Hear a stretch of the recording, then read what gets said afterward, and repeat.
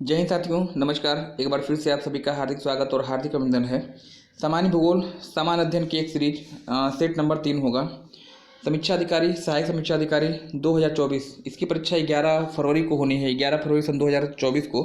और इसी परीक्षा को ध्यान में रखकर ये सीरीज आपकी चल रही है। आगे बढ़ने से पहले अगर आप चैनल पर पहली बार आए हैं, चैनल को सब्सक्राइब करके बेल आइकन को प्रेस कर दीजिएगा, क्योंकि ऐसे ही प्रतियोगी परीक्षाओं की दृष्टि से महत्वपूर्ण कंटेंट मैं आपको प्रोवाइड करता रहता हूँ। आइए शुभारंभ करते हैं। प्रश्न संख्या अगर 1 की बात करिएगा तो यहाँ पे दिया गया है कि गंगा के मैदान के पुरानी कछारी मिट्टी को कहा जाता है ना। गंगा की पुरानी मृदा को किस नाम से जाना जाता है, यह आपसे पूछा गया है। भावर, तराई, बांगर या फिर खादर, है ना। पहले मैं इस प्रश्न का उत्तर देता हूँ और इस प्रश्न की व्याख्या को ध्यान से सुनिएगा, क्योंकि इस प्रश्न की व्याख्या से ही मैक्सिमम क्वेश्चन आपके बन जाने हैं। निश्चित रूप से ये क्वेश्चन आपको यहाँ पे मिलता है। प्रश्न आपसे पूछा गया है कि गंगा के मैदान की पुरानी कछारी मिट्टी को किस नाम से जाना जाता है। तो इस प्रश्न का जो सही उत्तर आपका होगा ऑप्शन सी होगा यहाँ पे, यानी बांगर। बांगर जो है पुरानी मृदा है, पुरानी मिट्टी है। गंगा या किसी नदी के क्षेत्र का ऐसा भाग जहाँ पर नदियों की बाढ़ का जल हर वर्ष नहीं पहुँचता है, या ऐसे कह लीजिए कि पुरानी मिट्टी से निर्मित उच्च भूमि क्षेत्र जहाँ पर नदियों की बाढ़ का जल नहीं पहुँचता है, ऐसे उच्च भूमि प्रदेश को आप क्या कहते हैं, बांगर कहते हैं, है ना। चूँकि पुरानी मिट्टी से इसका निर्माण हुआ है, अतः ये बहुत ज़्यादा उपजाऊ नहीं होती है अपेक्षाकृत। हालांकि उपजाऊ होती है, जलोढ़ मृदा का ही एक प्रकार है बांगर और खादर, है ना। बांगर और खादर ये दोनों ही जलोढ़ मृदा के क्षेत्र है। बांगर क्या होते हैं, तो उच्च भूमि क्षेत्र होते हैं जहां नदियों की बाढ़ का जल नहीं पहुंचता है, अपेक्षाकृत कम उपजाऊ क्षेत्र होते हैं। वहीं अगर खादर की अगर बात करिएगा तो अपेक्षाकृत निम्न भूमि क्षेत्र है। बांगर की अपेक्षा कम निचले भाग होते हैं जहां लगभग प्रत्येक वर्ष मान के चलिएगा नदियों की बाढ़ का जल पहुंचता है। और यही कारण है कि यह क्षेत्र, चूंकि इसका निर्माण नदियों द्वारा लाए गए नई मिट्टी से हुआ है, हर साल नई मिट्टी आती है, उपजाऊपन ज़्यादा होता है, तो बांगर की अपेक्षा क्षेत्र आपका क्या हो जाएगा, वह उपजाऊ क्षेत्र होता है। तो बांगर, खादर जलोढ़ मिट्टी के क्षेत्र आपके हो जाएंगे। यहीं पे अगर आप देख लें भावर, है ना, भावर की अगर बात कर लें तो भावर क्या है, जैसे मान लीजिए आपकी शिवालिक श्रेणी है, महान हिमालय श्रेणी है क्या, तीसरा पार्ट महान हिमालय, मध्य हिमालय और शिवालिक श्रेणी, 3 भाग में आपका हिमालय बटा हुआ है। शिवालिक श्रेणी के दक्षिण में लगभग 400 से 500 किलोमीटर की चौड़ाई में फैला कंकड़ीला पथरीला भाग, जहाँ पर नदियाँ पत्थरों के नीचे से होकर प्रवाहित होती हैं, ऐसे कंकड़ीले पथरीले क्षेत्र को आप क्या कहते हैं, भावर कहते हैं, है ना। इनकी चौड़ाई हमने आपको बता दिया, पश्चिम में अधिक है, पूर्वी क्षेत्र में अपेक्षाकृत क्या है, कम है, पहली चीज़। अच्छा, इसी के नीचे, इसी भावर प्रदेश के नीचे ऐसा प्लेन एरिया, ऐसा क्षेत्र जहाँ नदियों की बाढ़ का जल, नदियाँ का जल जो है वह पुनः उपस्थित होता है धरातल पर, ऐसे क्षेत्र को आप क्या कह देंगे, ये आपका हो जाएगा तराई का बेल्ट, है ना। ऊपर वाला बांगर, नीचे वाला आपका तराई, ऊपर वाला भावर और नीचे आपका तराई हो जाएगा। तो भावर आपका हो गया, तराई क्षेत्र हो गया, हिमालय के दक्षिण पाद प्रदेश में स्थित है। और बांगर और खादर क्या है, तो आप बताइएगा, जलोढ़ मिट्टी के द्वारा जो क्षेत्र का निर्माण होता है, पुराना क्षेत्र और नया क्षेत्र। प्रश्न संख्या यहाँ पर अगर 2 की बात कर लीजिएगा, निम्नलिखित में से कौन सी फसल मृदा को नाइट्रोजन से भरपूर कर देती है, नाइट्रोजन की मात्रा अधिक प्रदान करती है, कौन सी फसल है। आलू दिया है, सूरजमुखी दिया है, मटर दिया है या फिर गेहूं दिया है। नाइट्रोजन से भरपूर कौन सी फसल करेगी मृदा को, ये आपसे पूछा गया है। अगर आप ग्रामीण परिवेश में रहे हो, गांव में कभी रहे हो, तो आपने देखा होगा कि जो किसान होते हैं 1 या 2 साल के बाद या 1-2 फसल के उत्पादन के पश्चात उसमें दलहनी फसलें बो देते हैं, क्योंकि दलहनी फसलों में पाए जाते हैं नाइट्रोजन बैक्टीरियम जीवाणु पाए जाते हैं, जो नाइट्रोजन का क्या करते हैं, फिक्सेशन करते हैं, उसका वितरण करते हैं, है ना। जो दलहनी फसलें होती हैं नाइट्रोजन की भरमार होती हैं और मृदा को समय समय पर क्या करती हैं, उर्वरा शक्ति उसकी बढ़ाती रहती है। जो दलहनी, यहाँ पे जो दलहन फसल होगी, आलू आपका दलहनी फसल तो है नहीं, सूरजमुखी भी नहीं है, गेहूं भी नहीं है, दलहनी फसल यहाँ पे क्या है, ऑप्शन सी मटर। यहाँ पे क्या हो जाएगा, नाइट्रोजन की मात्रा बढ़ाएगा, जिससे कि मृदा की उर्वरा शक्ति क्या हो जाएगी, वह अधिक हो जाएगी। प्रश्न संख्या 3 की बात कर लीजिएगा, भारतीय मिट्टी या भारतीय मृदाओं में किस सूक्ष्म तत्वों की कमी पाई जाती है, यह आपसे पूछा गया है। जस्ता है, लोहा है, तांबा है या फिर मैग्नीज है ना। किस सूक्ष्म तत्वों की कमी पाई जाती है, तो यह आपसे, इसका जो सही उत्तर आपका हो जाएगा ऑप्शन ए, यहाँ पे जिंक यानी जस्ता आपका होने जा रहा है। प्रश्न संख्या यहाँ पे अगर मैं 4 की अगर बात करूँ, इंपॉर्टेंट क्वेश्चन है, एग्जाम में आया हुआ क्वेश्चन है और रेयर क्वेश्चन है, जल्दी आता नहीं है, लेकिन फिर भी यकीन मानिए अगर आ जाए तो आपके नंबर को घटा बढ़ा सकता है। संथाल परगना झारखंड का क्षेत्र है। संथाल परगना में लगने वाला दुमका का हिजला मेला किस नदी के किनारे पर लगता है, ये आपसे पूछा गया है। मयूराक्षी, स्वर्णरेखा, बाराकर या फिर फल्गु नदी, है ना। हिजला मेला किस नदी के किनारे लगता है, तो इसका जो सही उत्तर आपका हो जाएगा ऑप्शन ए हो जाएगा। यह मेला मयूराक्षी नदी के किनारे पर लगता है और यह आपका झारखंड में इसकी लोकेशन होगी। प्रश्न संख्या अगर यहाँ पे हम 5 की बात कर लीजिए, यहाँ पे दिया गया है कि भारत में उत्तर से दक्षिण की ओर जाते हुए नदियों का सही क्रम है। 4 नदियों का सही सीक्वेंस दिया गया है, क्रम आपका दिया गया है आगे पीछे करके, और पूछा गया है कि इन नदियों का जो सीक्वेंस है वह क्या है, वो आपसे पूछा गया है नॉर्थ टू ईस्ट, है ना। नॉर्थ मतलब उत्तर से दक्षिण के क्रम में अरेंज करना है। तो सबसे पहले आपकी बहती है श्योक नदी, फिर आपकी बहती है जास्कर नदी, उसके नीचे आपकी स्फीति है और सबसे लास्ट में आपकी क्या है, सतलज है।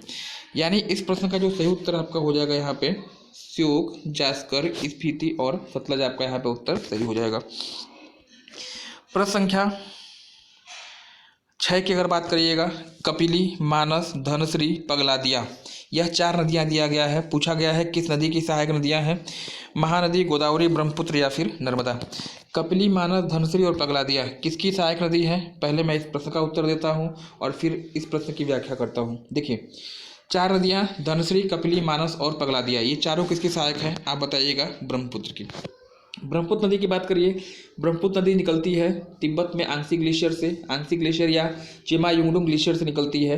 तिब्बत भारत पाकिस्तान, तिब्बत भारत और पूर्वी पाकिस्तान यानी बांग्लादेश में बहती है। लगभग 2900 किलोमीटर की लंबाई है, एक पूर्ववर्ती नदी का उदाहरण है ना। असम में 2 शहर याद रखिएगा ब्रह्मपुत्र किनारे पर स्थित है, एक तो आपका गुवाहाटी और एक आपका डिब्रूगढ़। सहायक मैंने बता ही दिया है। अच्छा, 4 क्षेत्रों में 3 क्षेत्रों में इसका प्रवाह है, हर क्षेत्र में नाम इसका क्या होगा, अलग होगा। इसका प्रवाह तिब्बत में है, ब्रह्मपुत्र को तिब्बत में सांगपो या यारलुंग के नाम से जानते हैं। अरुणाचल में इसी नदी को आप दिहांग कहते हैं, असम में इसी को आप ब्रह्मपुत्र कहते हैं और इसी ब्रह्मपुत्र को जो है आप बांग्लादेश में जमुना के नाम से जानते हैं, ठीक है ना। ये तो ब्रह्मपुत्र की बात हो गई। इसके बाद अगर गोदावरी की बात करें, सॉरी महानदी की बात करिएगा, महानदी कहाँ से निकलती है, तो छत्तीसगढ़ में स्थित सिंघवा उच्च भूमि से निकलती है।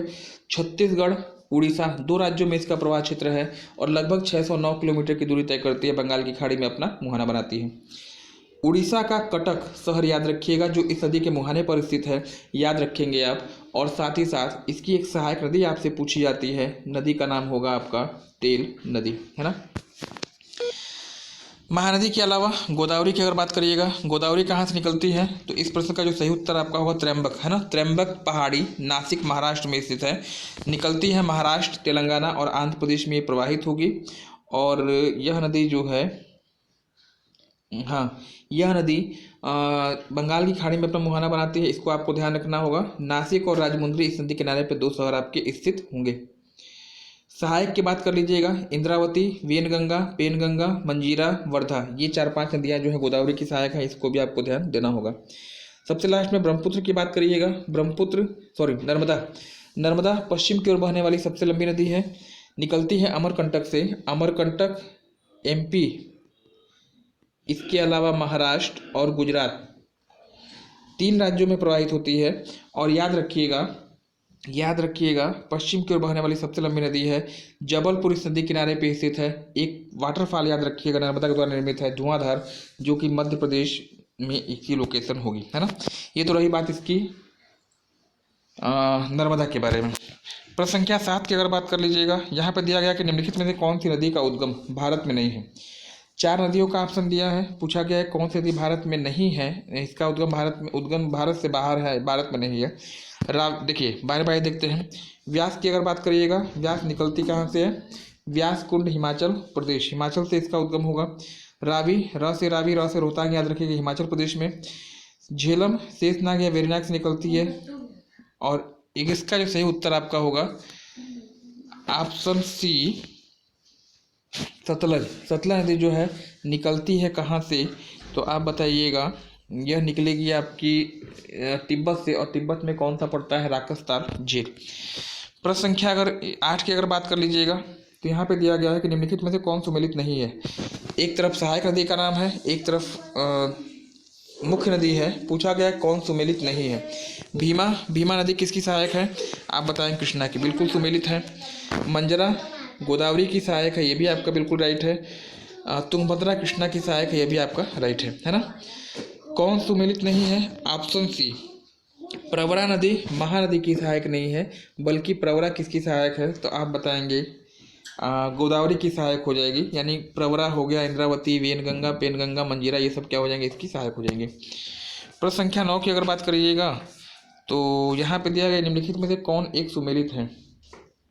एक तरफ सहायक नदी का और दूसरी तरफ ऑप्शन जो है मुख्य नदी का। तिस्ता किसकी सहायक, कौन सुमेलित है, ये आपसे पूछा गया है। तिस्ता किसकी सहायक है, बांग्लादेश में ब्रह्मपुत्र की है, ना कि गंगा की, तो सुमेलित आपका नहीं है। इंद्रावती कृष्णा की दिया, इंद्रावती सहायक है गोदावरी की। चंबल नदी यमुना की सहायक है, यह आपका सुमेलित है। तेल नदी महानदी की सहायक है, और यह भी आपका सुमेलित है ना। कौन सुमेलित है, ये आपसे पूछा गया है। तो यहाँ पे दो ऑप्शन मुझे मिल रहे हैं, तेल नदी महानदी की सहायक है एक, तो ये सहायक सही हो जाएगा, और एक चंबल सहायक है किसकी, यमुना की। ये दोनों ही ऑप्शन अपने आप में क्या है, राइट है, यानी सुमेलित है ना।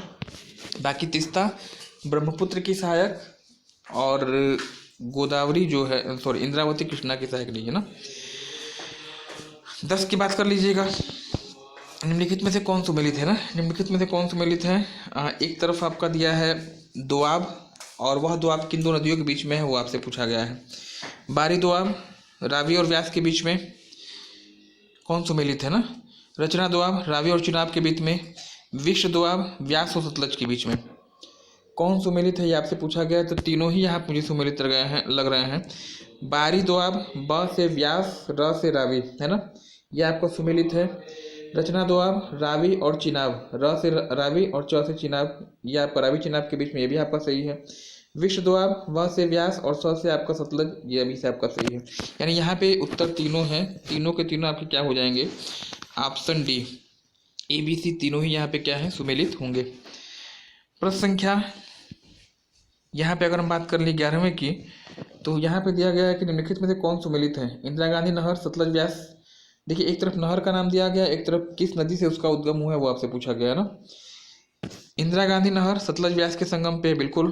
त्रिवेणी नहर गंडक से निकाली गई, ये भी आपका सही है। और इंडन नहर आपके दामोदर से निकाली गई है। तो यहाँ भी आपका उपरोक्त में से सभी यहाँ पे सुमेलित होगा। तीनों की तीनों नहरें सुमेलित हैं। और इंदिरा गांधी नहर भारत की सबसे लंबी नहर है, जिसे आप राजस्थान नहर के भी नाम से जानते हैं। हरिके बैराज से इसका उद्गम होता है, जो कि कपूरथला यानी पंजाब में स्थित होगा। आज के सेशन का 12वां क्वेश्चन जो आपके लिए है, निम्नलिखित में से कौन सी नदी पूर्ववर्ती नदियों में शामिल नहीं है। पूर्ववर्ती नदी केवल 4 है ना। पूर्ववर्ती नदी केवल 4 कौन कौन सी, सिंधु, सतलज, ब्रह्मपुत्र और कोसी। S²B के याद रखिएगा ना, S²B और K। एक S से सिंधु, एक से सतलज, एक से B से आपका ब्रह्मपुत्र और K से कोसी। यह 4 जो है आपकी क्या है, सहायक पूर्ववर्ती नदी में शामिल है, यानी हिमालय की पहले की नदियां हैं।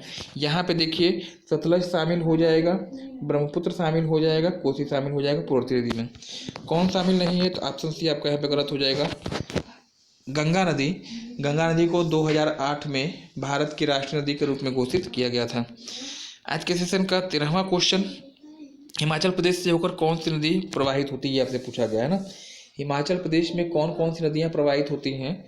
व्यास, सतलज, व्यास, रावी, चिनाब, रावी और सतलज।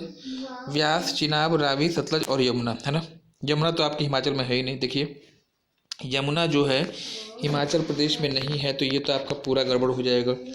व्यास सतलज बहती है, व्यास रावी भी बहती है, चिनाब रावी सतलज बहती है। 3 आपका यहाँ पे सही है, ऑप्शन सी आपका राइट हो जाएगा। हिमाचल प्रदेश से बहने वाली नदी कौन सी है, चिनाब, रावी और सतलज, है ना। चलिएगा, आज के सेशन का देखिए 14वां क्वेश्चन, एक ऐसे क्वेश्चन आपका है, हगरी निम्नलिखित में से किस नदी की सहायक है। हगरी किसकी सहायक है, भीमा, कृष्णा, तुंगभद्रा या फिर गोदावरी। कृष्णा की सहायक तुंगभद्रा और तुंगभद्रा की सहायक क्या है, हगरी है। तो ऑप्शन सी आपका यहाँ पे जो है क्या होने जा रहा है, वह राइट होने जा रहा है। आज के सेशन का अंतिम क्वेश्चन प्रश्न संख्या 15 की अगर बात करिएगा तो यहाँ पे आपको दिया गया कि निम्नलिखित में से किस नदी को आप उत्तरी पिनाकिनी के नाम से भी पुकारते हैं, उत्तरी पिनाकिनी के नाम से भी जानते हैं। सोन नदी, बैगाई नदी, चंबल नदी या फिर पेन्नार नदी। इस प्रश्न का मैं पहले उत्तर देता हूं और इसके बाद इस प्रश्न की व्याख्या, क्योंकि इस प्रश्न की व्याख्या से भी प्रश्न आपके बनने वाले हैं, है ना। किसको उत्तरी पिनाकिनी कहा गया है? दक्षिण भारत में एक नदी प्रवाहित होती है पेन्नार। पेन्नार नदी को जो है आप उत्तरी पिनाकिनी के नाम से जानते हैं, है ना। अब प्रश्न की व्याख्या, सोन नदी की बात करिएगा। सोन नदी निकलती कहाँ से है? अमरकंटक से निकलती है, मध्य प्रदेश से उत्तर की ओर प्रवाहित होती है और बिहार में सोनपुर के निकट मिल जाती है। किसमें? तो अब बताइए, गंगा में। गंगा की एकमात्र ऐसी सहायक नदी जो नॉर्थ मतलब उत्तर वाहिनी है, तो ये प्रश्न भी आपसे पूछा जाता है। गंगा की एकमात्र ऐसी नदी जो उत्तर वाहिनी है, क्या बताइएगा? सोन नदी आपका हो जाएगा। बैगाई नदी दक्षिण भारत में प्रवाहित होती है, स्पेशली तमिलनाडु में, और इसी किनारे पे एक शहर आपका पड़ता है मदुराई, है ना। मदुराई या मदुराई कह लीजिएगा, बैगाई नदी पे स्थित है। और इस यहाँ पे भी क्या होते हैं, मंदिर बहुत ज़्यादा पाए जाते हैं और मंदिर की अधिकता होने के कारण मदुराई की तुलना आपने वाराणसी से की है और इसको आपने क्या कह दिया है, दक्षिण भारत का वाराणसी। इसी मदुराई में एक मंदिर पड़ता है आपका मीनाक्षी मंदिर, है ना। पूछा जाता है मीनाक्षी मंदिर कहाँ पर स्थित है, ये पूछा जाता है और किस देवी को समर्पित है। कमेंट सेक्शन में कमेंट करके आप मुझे बताएंगे। प्रश्न देखिए, सी की अगर बात करें, चंबल यमुना की सहायक है। निकलती कहाँ से है? तो मध्य प्रदेश के जनापाव पहाड़ी से इसका उद्गम होता है। मध्य प्रदेश के साथ राजस्थान में जाएगी और यूपी में जाएगी, और यह नदी यूपी में इटावा के समीप मिल जाती है। किस नदी में? तो बताइएगा, यमुना मिल जाती है। चंबल नदी पे बांध बनाए गए हैं, बहुत ज़्यादा पूछे जाते हैं। गांधी सागर बांध मध्य प्रदेश में है। इसके अलावा जवाहर सागर बांध और राणा प्रताप सागर बांध आपका राजस्थान में हो जाएगा। चंबल नदी घड़ियाल के संरक्षण के लिए जानी जाती है और राजस्थान का एक शहर आप याद रखिएगा, नाम इसका होगा कोटा। कोटा शहर जो है इसी चंबल नदी के किनारे पर स्थित है। तो ये रही प्रश्न की व्याख्या। उम्मीद है कि आपको पसंद आया होगा। चैनल पे पहली बार आए हैं, चैनल सब्सक्राइब करके बेल आइकन को प्रेस कर दीजिएगा, क्योंकि ऐसे ही प्रतियोगी परीक्षाओं की दृष्टि से महत्वपूर्ण कंटेंट मैं आपको प्रोवाइड करता रहता हूँ। धन्यवाद। Have a nice day. Thank for joining me. Okay.